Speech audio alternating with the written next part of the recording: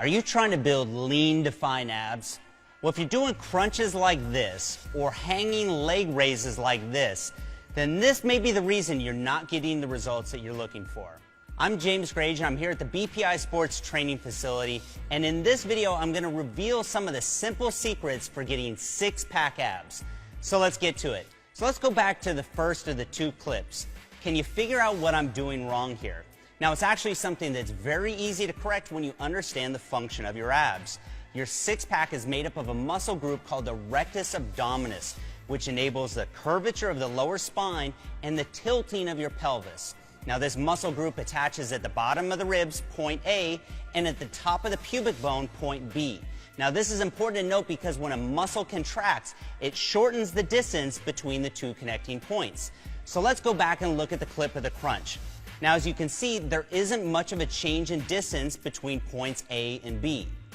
Now, as I mentioned before, your rectus abdominis enables the curvature of your lower spine. So if your back is flat throughout the range of motion, then you aren't fully contracting the muscle. This is why a plank may be a good core stabilization exercise, but it's a poor abdominal isolation exercise. A good comparison would be doing a biceps curl like this, right? You're never going to build great arms that way, and the same holds true for abs. It's no wonder some people think they have to do 1,000 crunches a day to get abs, which isn't true.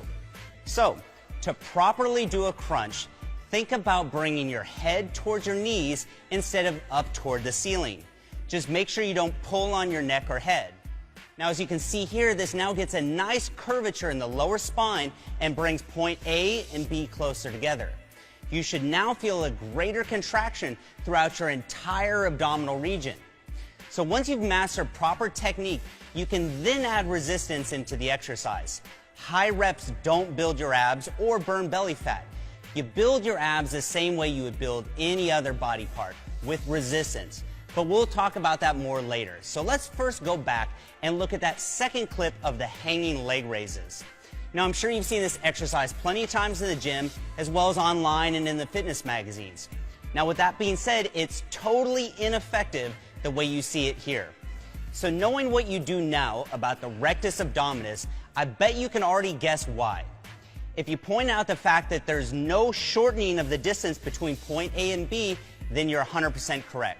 Now, see, I told you that we would take all the mystery out of ab training.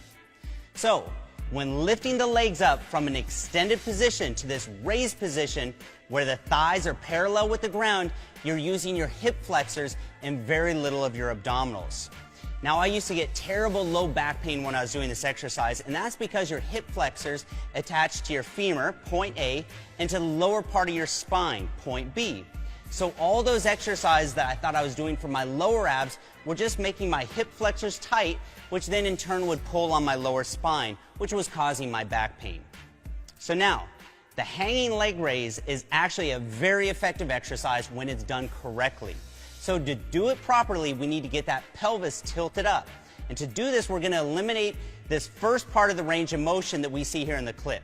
So instead of finishing in this top position, we're going to use that as our starting point. From there, we're going to do a reverse crunch.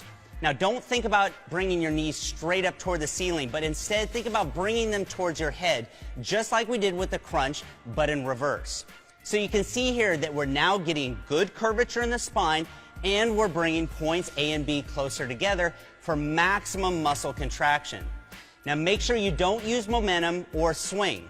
Start with a slow and controlled movement and then squeeze at the top before coming back to the starting position. Now, that squeeze is the most important part, so don't rush it. So now that you know what the function of your abdominals is, you can apply this exact same discipline to any ab exercise. If it doesn't meet this criteria of shortening the distance between points A and B, then it's not the best bang for your buck when it comes to building your abs. Now, in our next video, linked below, I'll share with you my ab routine that includes my favorite ab exercises that you can do at home, as well as my favorite exercises for the gym.